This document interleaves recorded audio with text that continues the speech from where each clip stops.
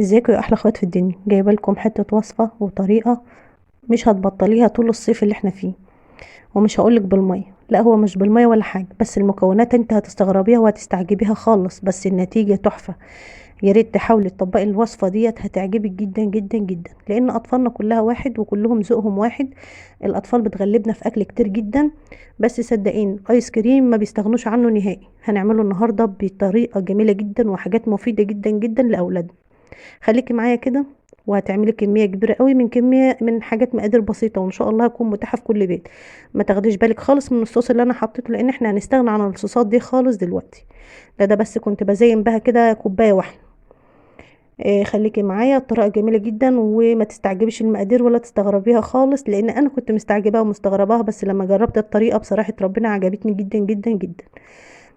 وطلع معايا في منتهى الجمال، ريحتها يعني كانت تحفة وجميلة وحلوة، قوامها جميل جدا متماسك. وده كده دخلنا كده صلينا على الرسول عليه افضل الصلاة والسلام. ونبتدي كده في الوصفة بتاعتنا والمقادير على طول. مقاديرنا هتستعجبيها وهتستغربيها. هتقولي له بيض، هتعملي ايس كريم بالبيض. خليكي معايا بس ونشوف الطريقة في الاخر كده. والله صدقيني اعملي كمية بسيطة كده على قدك زي ما انا عملتها، وان شاء الله ان شاء الله هتعتمديها طول الصيف على طول. زي ما انا ان شاء الله الوصفه ديت هعتمدها طول الصيف. معايا مقادير كده بسيطه جدا. معايا انت بتجيبي قالب الزبده، بنكون مقطعينه مكعبات كده صغير. هاخد مكعبين زي ما انت شايفاهم كده. ومعايا صفار بيضتين، معايا كوبايه لبن، ومعايا كوبايه كريم شانتيه، ومعايا 3 معالق سكر وفانيليا. دي المكونات بتاعتي الاساسيه. تمام. في مكونات تانية حاجات بسيطة جدا وممكن تستغنى عنها لو انت مش حباها وحابة ان انت تخلي الايس كريم بتاعك ابيض. هتعمليها ان شاء الله وهتبقى طريقتها في منتهى الجمال. هتقولي لي بيض وهيبقى ريحة زفارة وهتبقى باينة، هقول لك ان شاء الله مش هتبان معاكي وهتبقى في منتهى الجمال. ولغاية النهاردة انا ولادي كلوه، ولغاية النهاردة ولادي ما يعرفوش ان كان فيه بيض، ولو كانوا عارفين ان هو فيه بيض ما كانوش واكلين. المهم كده نشوف كده الطريقة بتاعتنا. حطيت كل مكوناتي فوق بعضها زي ما انتم شايفينها كده. الزبدة، وحطيت البيض، وحط ايه وصفار بيض بس. صفار بيضتين حطيته، حطيت الفانيليا. وكمان كنت بوريكم الفانيليا ديت العلبة الصغيرة دي بجنيه، لسه لغاية النهاردة بجنيه. تمام.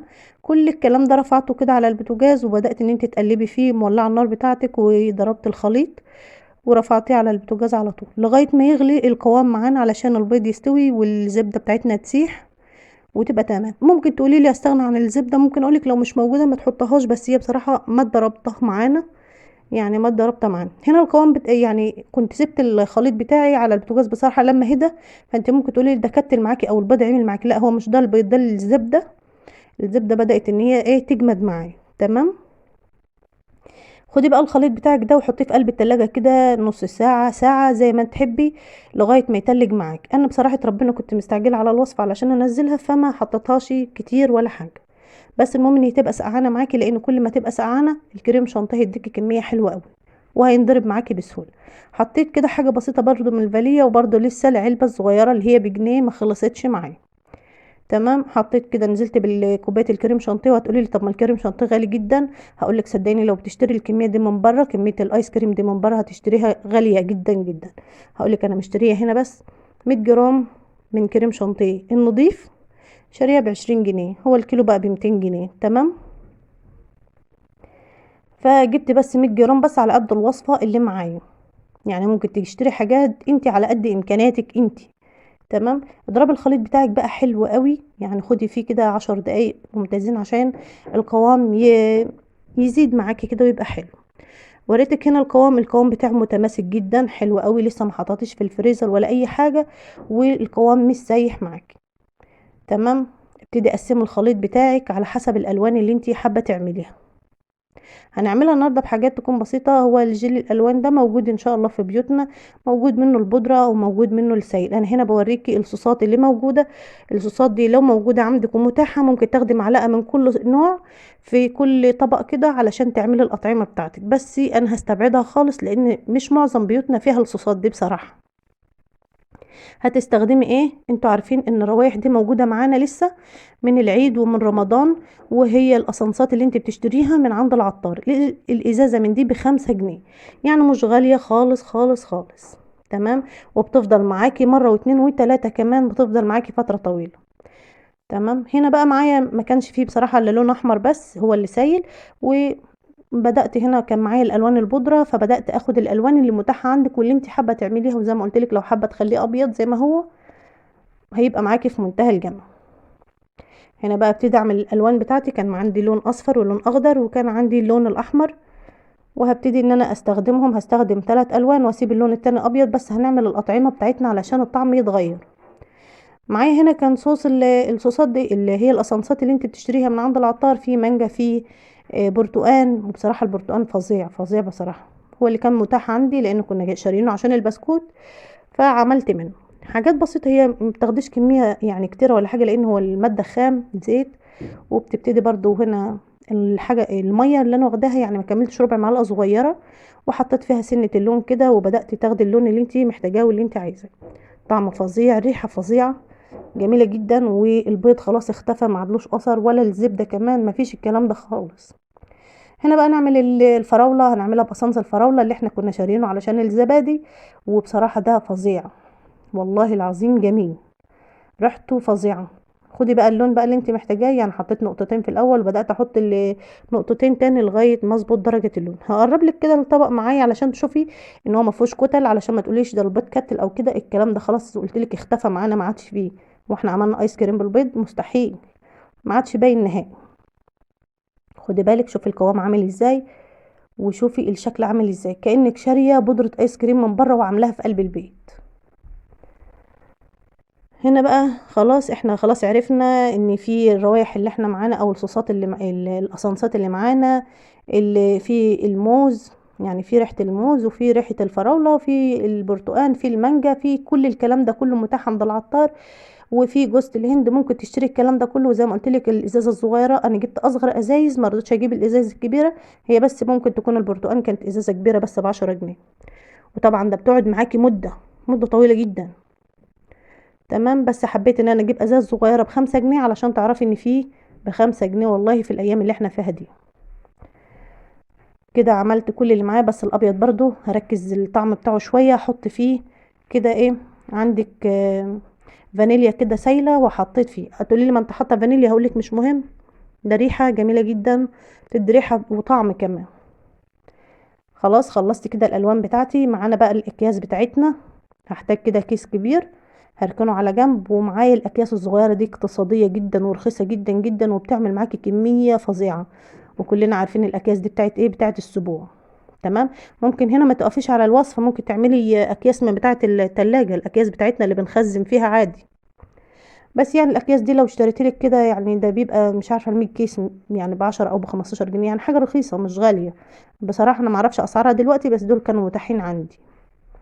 خدي بالك بقى انا هنا ولادي صحيوا وشافوا من الموقف وعايزين، بصي مش مخليني، انت ممكن تكونوا خدتوا بالكم من ايد بنتي، مش مديني فرصه ان انا حتى اصور او ان انا اخلص، لان كانت الريحه الوحيده بس في منتهى الجمال. تمام. بدات اعبي كده الالوان بتاعتي ال4 الوان، عبيتهم كده زي ما انتم شايفين. انا هنا بطأت لكم شويه علشان تشوفوا القوام عامل ازاي. انا بقالي شوفي الوقت اللي انت خدتيه في الالوان وانت بتقلبي الالوان بتاعتك، والقوام زي ما انتم شايفينه في منتهى الجمال. هنا بقى المفروض بعد ما تكوني عبيتي كده زي ما انا عبيت، خدي بالك انا هنا بوريكي العلبه ديت، علبه الايس كريم او علبه الاستيك زي ما بنقول، ديت ممكن تعبي ال4 الوان كده هيدولك شكل في منتهى الجمال، تحفه. او البسكوتات ديت جميله جدا بصراحه، يعني دي البسكوتات دي رخيصه جدا. هتقولي طب ما احنا كده هنكلف، لا والله ده رخيصه. يعني الكيس من البسكوتات في كيس ب15 وفي كيس ب11، بسكوتات رخيصه يعني ما هياش غاليه. واللي هتقولي لي الكيس كبير قوي، يعني في كميه حلوه تكفيكي مرتين 3 كمان. المهم هنا زي ما انتم شايفين كده، دي ال4 الالوان معايا، المفروض ان انت تحطيهم في الفريزر. تمام. على اقل حاجه يعني خدي حتى ساعتين في الفريزر كده يجمد معاكي ويبقى حلو، او حتى ساعه. هنا ما كانش عندي وقت بصراحه، فيا دوبك حطيتهم كده ما كملوش نص ساعه بالظبط، وبدات ان انا اشكل فيهم علشان اخلص الفيديو، علشان ولادي مش متحملين بصراحه. فابتدي بقى ان انت عبي كده البسكوتات بتاعتك زي ما انت شايفه، الالوان ديت على ذوقك انتي واللي تحبيه انتي والمتاح عندك والموجود.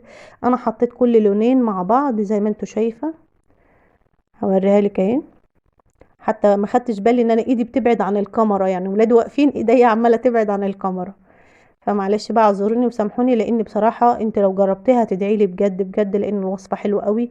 وعلى فكره ما هياش مكلفه على الاسعار اللي احنا شايفينها، فمش مكلفه. واكتر ما فيها كمان ان هي مغذيه، يعني لو عندك اطفال ما بتاكلش البيض هياكلوه، لو عندك اطفال ما بتشربش اللبن، كده يعتبروا خدوا فايده الحاجتين مع بعض اهوت.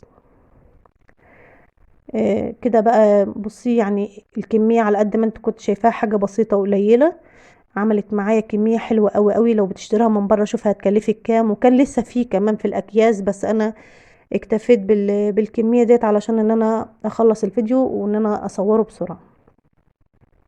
هنا القوام زي ما انتوا شايفين متماسك حلو، لو بتقدمي لضيوفك مش هيسيح منك بسرعه.